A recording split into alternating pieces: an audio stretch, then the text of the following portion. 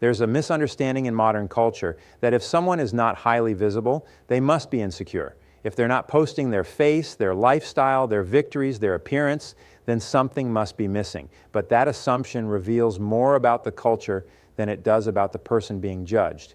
Because for many empaths, the absence of self-display is not a symptom of low confidence. It is often the opposite. It can be the result of a mind that has moved beyond the need for constant external reinforcement. And this is where psychology becomes interesting.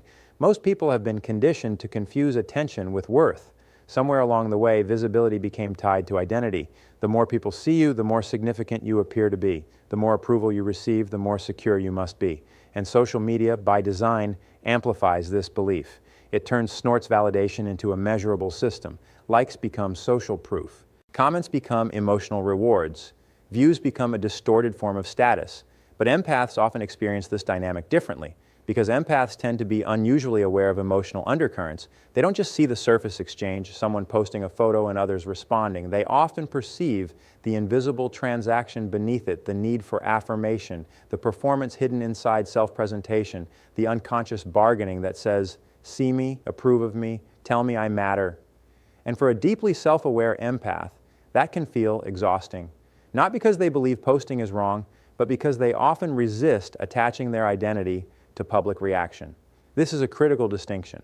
An empath who doesn't post their photos may not be rejecting connection. They may be rejecting dependency. There is a profound difference between wanting to be seen and needing to be validated. And many empaths have spent enough of their lives being emotionally attuned to others that they begin to value something rare, an identity untouched by outside opinion. Think about how unusual that is in a culture built on performance. Most people are taught to build an image. Empaths often feel compelled to protect a reality because they understand something others miss. The more identity becomes fused with public approval, the easier it is to lose yourself. Once your sense of worth depends on response, you become vulnerable to emotional outsourcing. Your confidence rises and falls based on who notices you. Your peace becomes negotiable. Your self-image becomes partly owned by strangers. And empaths, especially mature empaths, often sense the danger in that.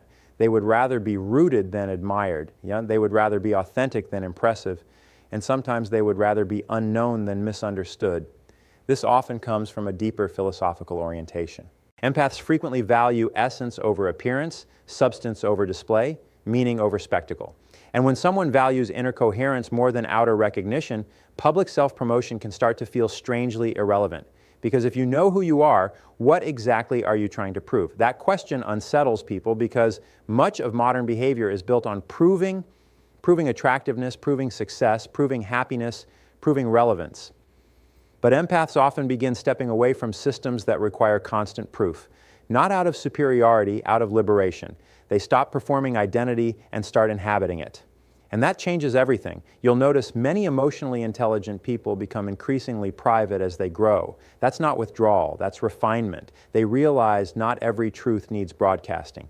Not every moment needs witnesses. Not every part of the self belongs in public. And perhaps most importantly, not all value increases when exposed. Some things deepen in privacy. Peace deepens in privacy. Self-trust deepens in privacy. Clarity deepens in privacy.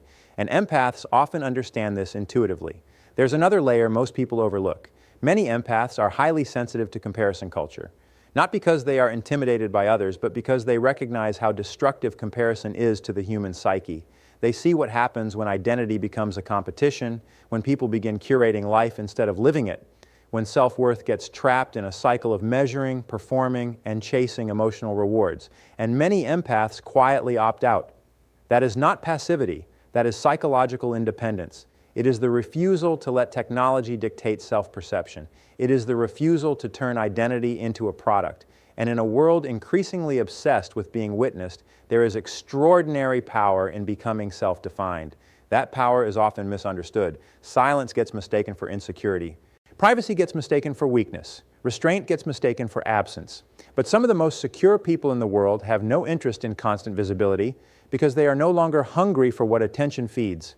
They have found nourishment elsewhere, in purpose, in inner peace, in real relationships, in self-respect. And that is something algorithms cannot measure. In fact, one of the strongest signs of inner stability is the ability to exist without announcing yourself, to know your worth without displaying it, to possess depth without packaging it, to remain whole without applause. That is not social detachment. That is freedom. And for many clear-throat empaths, not posting their photos is a quiet expression of that freedom, a silent declaration that identity is not a performance, that worth does not require witnesses, that presence is not diminished by privacy. And maybe this is what unsettles others most, because when someone no longer needs validation, they become difficult to control. They cannot be manipulated by approval. They cannot be easily drawn into comparison. They cannot be seduced by superficial recognition. And that kind of psychological sovereignty is rare, but it is real. And many empaths live it quietly, not because they are hiding, because they have stopped confusing visibility with value. And that may be one of the most radical acts of self-possession in the modern world. Because the moment you stop asking the world to confirm your worth is the moment you begin to fully own it.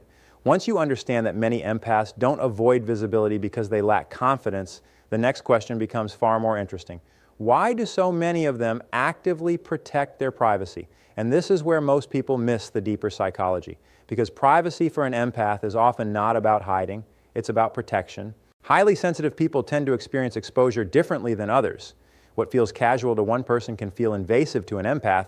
What seems like harmless sharing to most can feel to a deeply perceptive mind like opening a door that may be difficult to close. Empaths often don't just think in terms of information, they think in terms of energy. And whether you interpret that psychologically, emotionally, or philosophically, the pattern remains the same. They are acutely aware that when you reveal yourself, you invite interpretation. And interpretation is never neutral. The moment an image is posted, it does not remain yours alone. It enters the perceptions, projections, judgments, envy, admiration, resentment, assumptions, and unconscious narratives of other people. Most people overlook this. Empaths often feel it immediately. And this sensitivity changes how they relate to self-disclosure because they understand something subtle but profound. Not everyone looking at you is looking at you with clean intentions. Some observe with comparison. Some observe with envy. Some observe with hidden hostility. Some observe searching for weakness. And some, perhaps most dangerously, observe looking for access. Empaths, particularly those who have been manipulated, betrayed, or emotionally exploited in the past, often become highly aware of this. And awareness changes behavior. A person who has learned that visibility can attract intrusion does not treat privacy casually. They treat it as a boundary.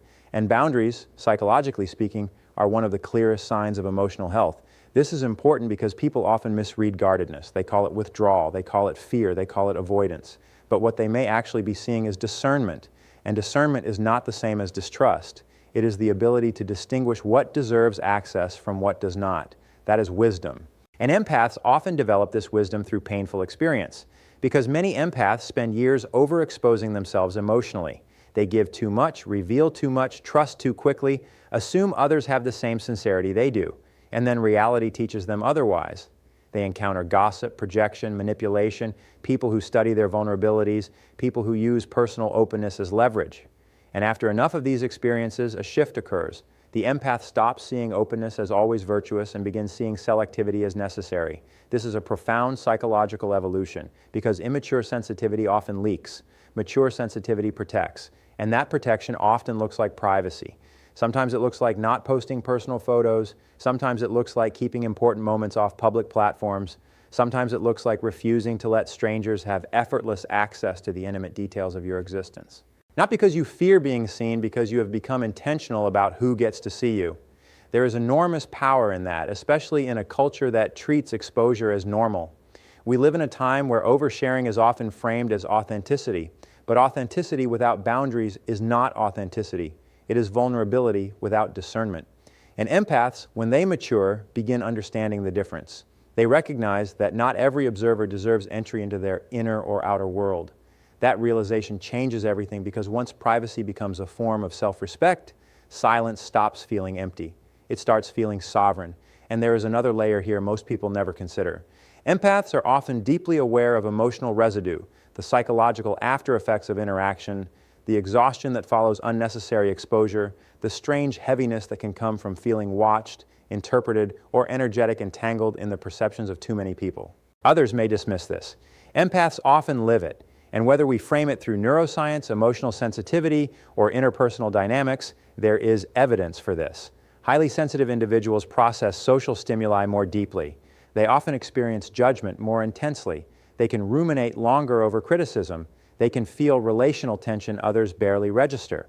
So, what appears to outsiders as overprotectiveness may actually be a rational response to heightened processing. In other words, they are not avoiding damage imagined. They are preventing damage anticipated. That is not weakness. That is psychological intelligence. And the strongest people often understand prevention better than reaction. They don't wait to repair repeated harm. They structure life to reduce unnecessary harm in the first place. That is what boundaries do. That is what privacy does. And this is why many empaths do not confuse accessibility with kindness. They do not believe being open to everyone is a virtue. They understand that unrestricted access invites chaos, and chaos has a way of draining the sensitive. So they become selective, deliberately, quietly, sometimes invisibly. And others misread that as distance. But often it is discipline because privacy is not always about keeping others out. Sometimes it is about keeping yourself intact. That may be the deeper truth. To protect your peace is not selfish. To limit unnecessary exposure is not paranoia. To decide that some parts of your life remain sacred is not antisocial. It is self-governance. And psychologically, self-governance is one of the highest forms of maturity. The person who can decide what to reveal, what to withhold, who receives access, and where their emotional boundaries begin, that person is not hiding. That person is conscious. And consciousness always looks strange to people operating unconsciously. That is why empaths are often misunderstood. Their restraint is mistaken for insecurity. Their privacy is mistaken for secrecy. Their boundaries are mistaken for walls. But walls isolate, boundaries preserve, and knowing the difference can transform a life. Because the truth is, every empath eventually faces this decision. Will I keep making myself endlessly accessible to prove I am open? Or will I protect what is valuable because I know it matters? That is not, a small choice. That is the difference between emotional depletion and emotional sovereignty. And perhaps the deepest lesson here is this: what you protect reveals what you believe is precious. If an empath protects their peace, their image, their inner world, their private life, perhaps it is not because they fear the world. Perhaps it is because they finally understand their own value. And the moment you stop treating privacy as hiding, you begin to see it for what it often is, the intelligent defense of something sacred. Once you understand that many empaths are not avoiding visibility and they are not merely protecting privacy, a deeper pattern starts to emerge. For many of them, the decision not to constantly post their lives is tied to something even more fundamental. They are often more interested in experiencing life than performing it. And that distinction may be one of the great psychological divides of our time, because modern culture has quietly trained people to confuse documentation with participation, to believe clear's throat, that if a moment is not shared, it somehow matters less, that if an experience is not displayed, it is incomplete, that if others do not witness it, it loses significance. But empaths often resist this logic instinctively because they tend to relate to life through presence, not performance. And those are radically different ways of existing. Performance asks, how will this appear? Presence asks, how fully am I living this? Performance turns moments outward. Presence turns awareness inward, and empaths often feel the tension between those two modes very strongly, because the moment you begin curating an experience for observation, something subtle changes. Attention splits. Part of you is no longer immersed in the moment. Part of you has stepped outside the moment to manage perception, to frame it, to package it, to anticipate response. And many empaths feel that fracture. They sense how quickly living can become presenting, and they resist it. This is not accidental. It often emerges from a psychological orientation toward depth. Empaths tend to value felt experience over symbolic representation. They often care more about what something means than how it looks, more about emotional reality than social optics. And this makes performative culture feel strangely hollow to them, because much of social media is built on transforming life into image. But empaths often prefer life before it becomes image. They want the unmediated experience, the quiet conversation no one else hears, the sunset no camera interrupts, the personal victory no audience applauds, the moment that exists fully without being converted into content. And there is something profoundly philosophical in that, because it raises a question most people never ask. At what point does documenting life begin interfering with living it? That question matters because once identity becomes tied to display, experience can become instrumental. Moments stop being lived for their own sake. They start being collected for presentation. And when that happens, something essential can be lost. The sacredness of immediacy, the intimacy of presence, the fullness of undivided attention. Empaths often guard those things fiercely because they understand, consciously or intuitively, that attention is life. Where attention goes, existence is shaped. And if attention is constantly redirected towards self-presentation, something deeper can erode: inner stillness, authenticity, contact with reality as it is rather than as it appears. This is why many empaths reject the pressure to turn personal existence into ongoing public performance, not because they are detached from the world, because they are trying to stay connected to what is real.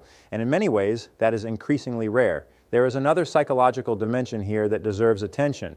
Empaths are often deeply uncomfortable with self-objectification, with reducing the self into something to be consumed, something to be evaluated, something arranged for approval. And this discomfort can be difficult to articulate because most people have normalized it, but empaths often feel it. They sense when identity begins to become product, when personhood begins becoming brand. And many quietly step away from that because they do not want to become performers in a marketplace of perception. They want to remain human. That may sound simple. It is not. In a culture built on spectacle, remaining unperformed is an act of resistance. And empaths often practice that resistance without ever naming it, by choosing not to post every achievement, by keeping joy private, by letting experiences belong to themselves rather than to an audience. And perhaps most importantly, by refusing to confuse attention with meaning. That refusal changes how life is lived, because when you stop asking, how will this be perceived, you can return to asking, what is this moment asking me to experience? That is a radically different orientation. And it leads to a different kind of life, a slower life, a deeper life, a less performative life, a life where meaning is not dependent on witness. And many empaths are drawn to that, even if they cannot fully explain why. They simply know constant performance drains them. It feels false, fragmented, emotionally expensive. So they step out of it quietly, deliberately. And others sometimes misread this. They assume the empath is disengaged, detached, socially absent. But often the opposite is true. The empath may be more engaged with reality than those documenting it because they are not dividing themselves between experience and projection. They are simply there, present, and present, psychologically speaking, is one of the rarest and most powerful human capacities. Present sharpens perception, deepens relationships, strengthens intuition, restores peace, and empaths often prioritize it over visibility. That is not avoidance. That is value alignment. It is choosing being over appearing. And that may be one of the most profound choices a person can make, because eventually everyone faces a question the digital world keeps trying to answer for them. Is your life something to be lived or something to be displayed? Most never pause long enough to consider the difference. Empaths often do, and that pause changes them. It makes them more selective, more inwardly anchored, less impressed by spectacle, less willing to trade depth for attention, and in many cases that is exactly why they do not feel compelled to post themselves constantly, because they are busy inhabiting a life, not curating one. And maybe this is what the world needs to remember. Not every meaningful life is highly visible. Not every fulfilled person is highly displayed. Not every powerful presence seeks recognition. Some of the deepest people you will ever meet are not performing themselves at all. They are simply living fully, quietly, real. And there is extraordinary strength in that, because in an age where nearly everyone is being pulled toward performance, the person who remains present becomes revolutionary. The person who refuses to turn every moment into evidence becomes free. And the person who lives for the depth of experience rather than the optics of experience may be the one who understands life most clearly, because what you refuse to perform may be what you have finally learned to truly possess. And once you understand that many empaths do not avoid posting because they lack confidence, that they protect privacy as a boundary, and that they often choose presence over performance, a final layer reveals itself, one that is often the most misunderstood of all. Sometimes what looks like withdrawal is actually self-respect. And this is where the psychology becomes even deeper, because there are empaths who were once open, very open. People who shared freely, trusted easily, posted more, explained themselves often, made themselves emotionally and personally accessible. And then life taught them something, not through theory, through pain, through betrayal, through manipulation, through being misunderstood in moments they were sincere, through discovering that visibility can attract not only admiration, but projection, not only connection, but exploitation. And when that realization lands deeply enough, something changes. The empath becomes more discerning, but from the outside, discernment often looks like distance. And that is where people get it wrong, because they assume the person became cold, guarded, detached, but often what actually happened is far more sophisticated. The person developed standards, and standards, especially after pain, are often the architecture of self-respect. This matters because many people interpret reduced openness as damage, but sometimes reduced openness is wisdom. Sometimes the person posting less, revealing less, exposing less, has not become wounded. They have become awake. They have recognized a hard truth. Not everyone who gains access to you deserves access to you. That realization changes behavior, and it should, because maturity is not remaining equally open after every betrayal. Maturity is adjusting what you permit. And empaths often do this in powerful but quiet ways. They stop over-explaining themselves to people committed to misunderstanding them. They stop offering emotional transparency to people who weaponize vulnerability. They stop making themselves easily readable to those who study openness for leverage. And yes, sometimes they stop posting personal photos, not because they fear being seen, because they have learned the cost of being casually exposed. There is enormous psychological intelligence in that, because self-respect often begins the moment you stop offering yourself where you are repeatedly mishandled. That is not bitterness, that is evolution. And many empaths evolve precisely because they have been hurt. Pain, when integrated, sharpens perception. It reveals patterns. It exposes false intimacy. It teaches the difference between attention and care, between curiosity and concern, between people who celebrate your light and people who quietly resent it. Empaths often learn these distinctions late, but once learned, they are not easily forgotten. And this is where many people misinterpret the empath who has grown quieter. They see less sharing and assume insecurity. They see less visibility and assume withdrawal. But they may actually be witnessing someone who has stopped confusing access with connection, someone who has stopped believing openness must be unconditional, someone who has begun treating their presence as something valuable. And valuable things are not scattered carelessly. They are protected. This is a profound shift because early in life, many empaths believe love means unlimited availability, unlimited understanding, unlimited emotional access. But eventually, if they mature, they discover something more balanced. Love without boundaries invites exploitation. Compassion without discernment invites depletion. Openness without standards invites misuse. And once this becomes clear, the empath often changes dramatically, not in essence, in structure. Their heart may remain open, but the gates become intelligent. And that intelligence can look like silence, privacy, reduced exposure, even strategic invisibility. But none of that necessarily reflects fear. Sometimes it reflects mastery. Because one of the highest forms of self-respect is no longer making yourself easy to consume, no longer placing your identity in spaces that reduce it, no longer offering intimacy to audiences incapable of honoring it. And in a world addicted to accessibility, that can appear rebellious. But it may actually be healthy, because psychologically, the ability to withdraw from what diminishes you is not weakness. It is strength.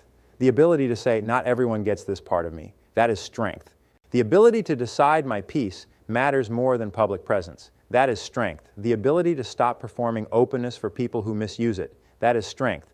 And many empaths arrive at this strength only after surviving what tried to break them, which makes it hard-earned, deeply earned. And perhaps this is why the quiet empath is often more powerful than people realize, because what looks like retreat may actually be restraint. What looks like distance may actually be discipline.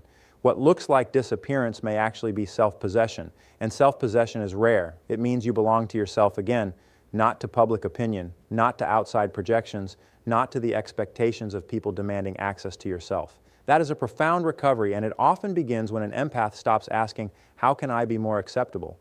And starts asking, what deserves access to me at all? That question changes everything. Because once your life is organized around what deserves access rather than who demands it, you become much harder to manipulate, much harder to drain, much harder to define from the outside.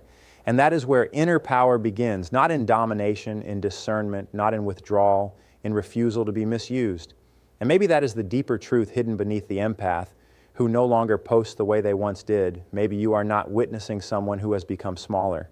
Maybe you are witnessing someone who has stopped making themselves available to what makes them small. That is not collapse. That is self-respect taking form. And in many cases, it is the beginning of real freedom. Because the moment you stop treating reduced access as loss, you begin seeing it as what it may actually be, the quiet boundary where dignity begins. And never forget this, the people who reveal the least are not always hiding. Sometimes they have simply learned that what is sacred loses power when offered to everyone.